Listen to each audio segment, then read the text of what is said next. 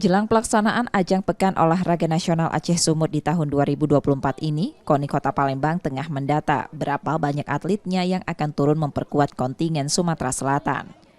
Jika berkaca dari Pekan Olahraga Nasional Papua yang lalu, 40 hingga 50% komposisi kontingen Sumatera Selatan diisi oleh atlet asal Kota Palembang. Menurut KONI Kota Palembang, pada ajang PON Papua yang lalu, atletnya mampu menyumbangkan hampir 3/4 dari total keseluruhan jumlah medali emas yang diraih oleh kontingen Sumatera Selatan. Untuk itu, nanti KONI Kota Palembang akan memantau langsung para atletnya saat berlaga di PON Aceh Sumut nanti. Kita harus punya target, jadi target kita bahwa ada beberapa cabur yang memang sangat handal seperti ada takraw juga, ada atletik juga di sana, ada renang juga.